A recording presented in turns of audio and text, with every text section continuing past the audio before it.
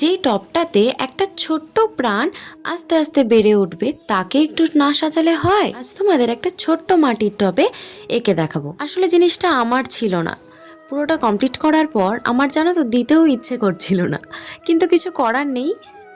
আসলে এটা ছিল আমার একটা ভাইয়ের, সে স্কুলে হাতের কাজে ফুলের টব নিয়ে যাবে। এই টবটার মধ্যে যে ছোট্ট প্রাণটা বসবে সেও খুব আনন্দে বেড়ে উঠবে। ছোট্ট চারা গাছ ভবিষ্যতের স্বপ্ন, যা সঠিক যত্ন পেলে মহিরুহে পরিণত হতে পারে। এটি জীবন ও প্রকৃতির প্রতিচ্ছবি, যা আমাদের ধৈর্য, শেকড় এবং অন্যের প্রতি ভালোবাসা শেখায়।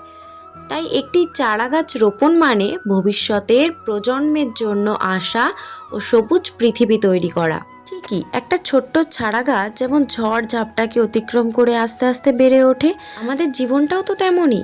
ভালো মন্দ সব কিছুকে সহ্য করে ধৈর্য ধরে এগিয়ে চলতে হবে। থেমে গেলে কিন্তু চলবে না, থেমে গেলে সবই থেমে যাবে।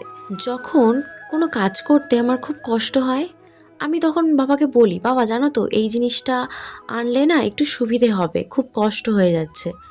বাবা তখন আমাকে একটা কথাই বলে যে কষ্ট করে হলেও চলো, ঠিক একদিন অনেক কথা সব বলে ঠিক ফেললাম, হয়ে যাবে। এবার বলো এটা কেমন ধৈর্য হয়েছে, ধরো, ঝটপট কমেন্টে সব বলে হবে। যাও। সকলে সুস্থ থেকো, ভালো থেকো, আনন্দ থেকো। আজকের মতো টাটা।